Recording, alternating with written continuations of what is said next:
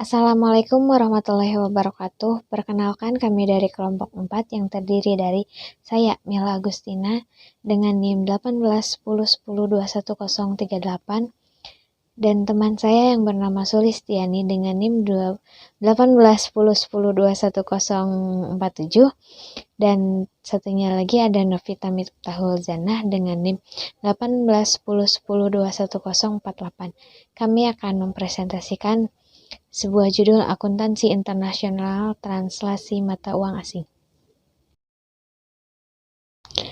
Latar belakang. Translasi mata uang asing adalah proses penyajian ulang informasi laporan keuangan dari mata uang satu ke mata uang lainnya.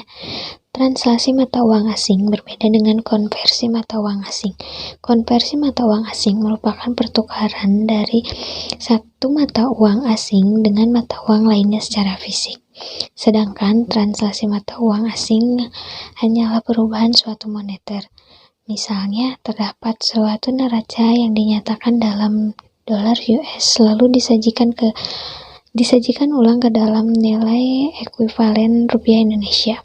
Maka tidak ada pertukaran fisik yang terjadi dan juga tidak ada translasi yang terkait terjadi. Sedangkan konversi akan adanya kemungkinan terjadinya pertukaran fisik dan adanya translasi yang terkait. Beberapa alasan terjadi translasi mata uang asing adalah untuk mencatat translasi mata uang asing, mengukur risiko perubahan terhadap pengaruh perubahan mata uang, dan untuk berkomunikasi dengan pihak berkepentingan di luar negeri. Rumusan masalah. Yang pertama, apa alasan translasi mata uang asing? Yang kedua, apa latar belakang dan terminologi? Yang ketiga, apa efek laporan keuangan terhadap kurs alternatif mata uang asing? Keempat, bagaimana translasi mata uang asing? Kelima, bagaimana metode nilai tukar ganda? Yang keenam, bagaimana keuntungan dan kerugian translasi mata uang asing? Ketujuh, bagaimana pengembangan akuntansi translasi mata uang asing?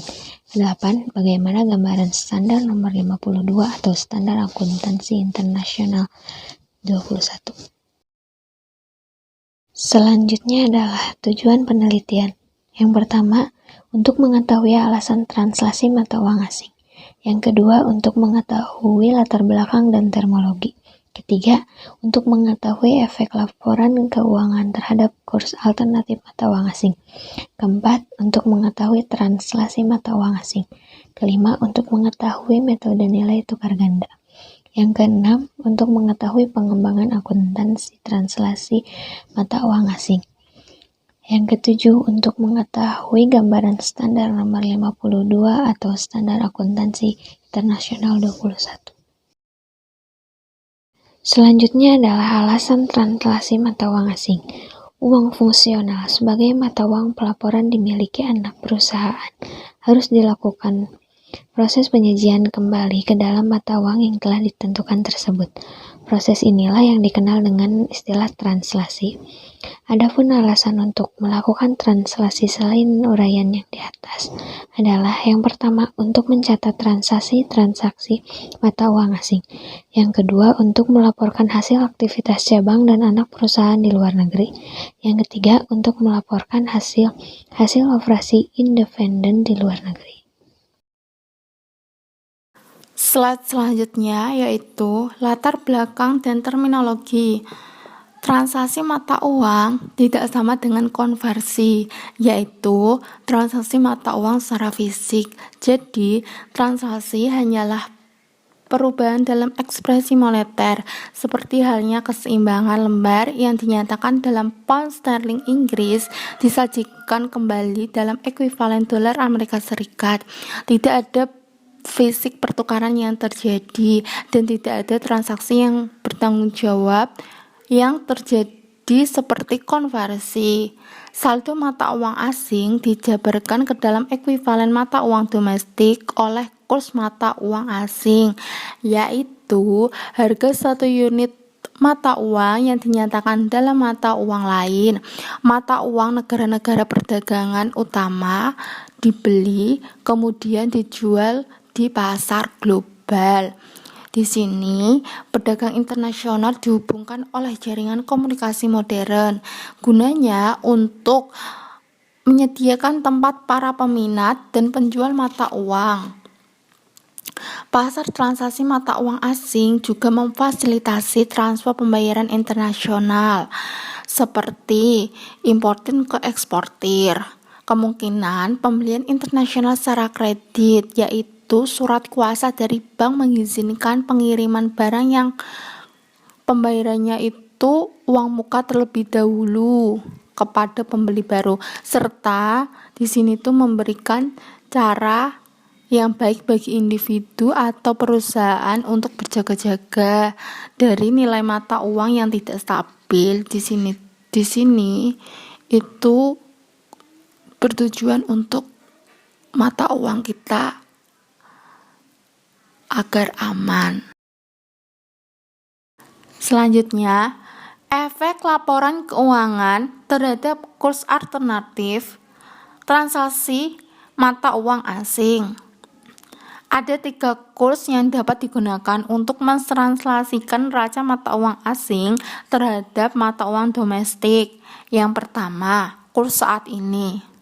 Kurs saat ini yang berlaku pada tanggal laporan keuangan. Yang kedua, kurs historis. Historis itu apa? Maksudnya kurs historis yaitu transaksi mata uang yang berlaku saat aset dengan mata uang asing pertama kali didapatkan atau saat kewajiban mata uang asing pertama kali muncul. Di sini historis itu saat aset dan mata uang asing pertama kali didapatkan atau kewajiban-kewajiban saat pertama kali uang asing itu muncul. Jadi, yang terakhir kurs rata-rata. Kurs rata-rata yaitu nilai rata-rata biasa atau dengan pembobotan baik pada kurs historis atau saat itu. Jadi kurs rata-rata itu gabungan dari kurs historis dan kurs saat itu. Tapi oleh karena kurs rata-rata hanya merupakan variasi kurs historis atau saat itu, jadi kurs rata-rata itu merupakan hanya varian dari historis dan kurs saat itu, maka pembahasan selanjutnya hanya fokus pada 2 kurs terakhir saja. Slide selanjutnya, metode nilai tukar ganda. Ada 3 metode nilai tukar ganda yang dapat mengkombinasikan kurs saat ini dan kurs historis dalam proses transaksi mata uang asingnya. Yang pertama, metode current dan non-current.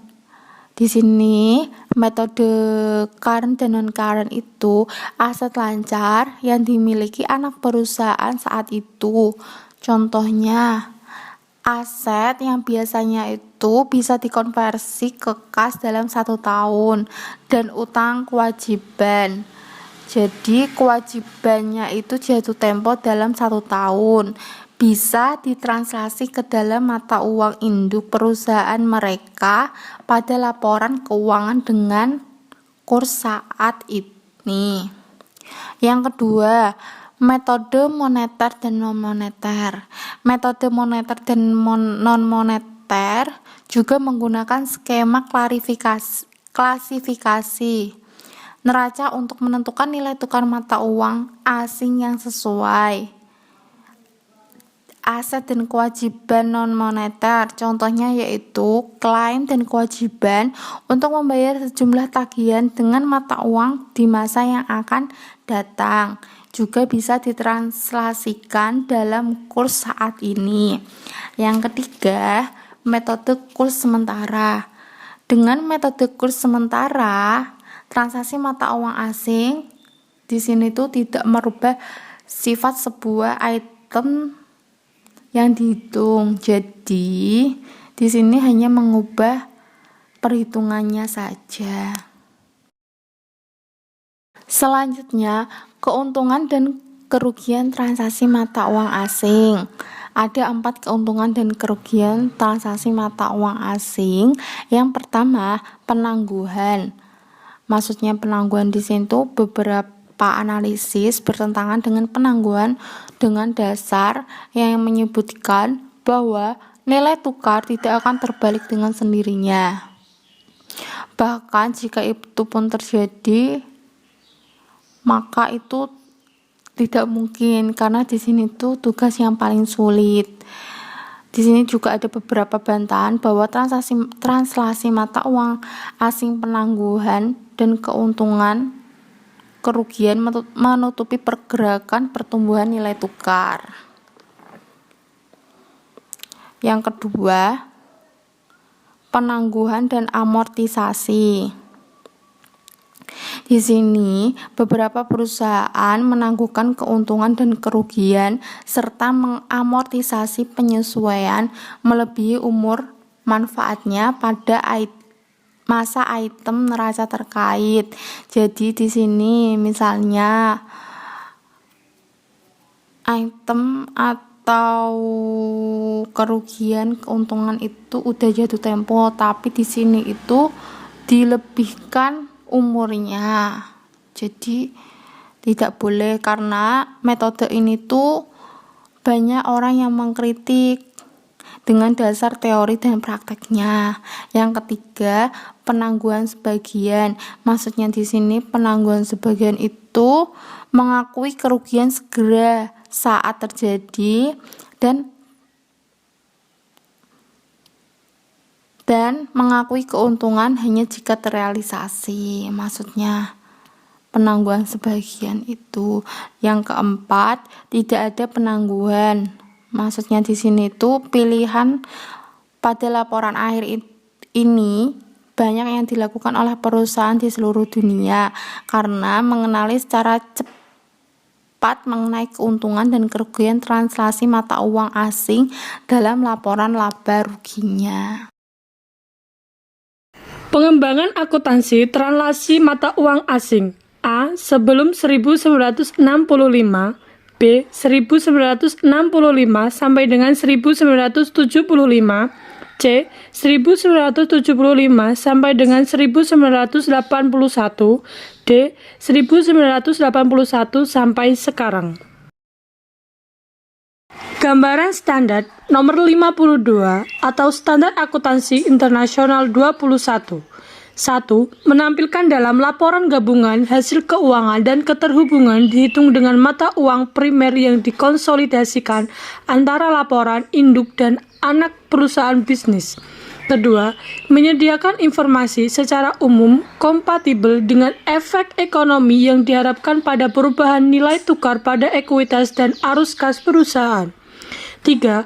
Translasi mata uang lokal adalah mata uang fungsional jika mata uang fungsional adalah mata uang asing yang tercatat dan dimasukkan, maka laporan keuangan translasi dalam keadaan dolar menggunakan metode kurs saat ini. Hasil keuntungan atau kerugian translasi mata uang asing diungkapkan dalam komponen yang terpisah dalam ekuitas gabungan.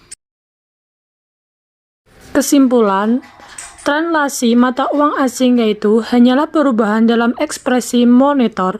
Adapun alasan untuk mencatat transaksi-transaksi mata uang asing yaitu 1. Untuk mencatat transaksi-transaksi mata uang asing. 2. Untuk melaporkan hasil aktivitas cabang dan anak perusahaan di luar negeri. 3. Untuk melaporkan hasil-hasil operasi independen di luar negeri. Transaksi mata uang asing dilakukan di pasar spot, forward atau swap.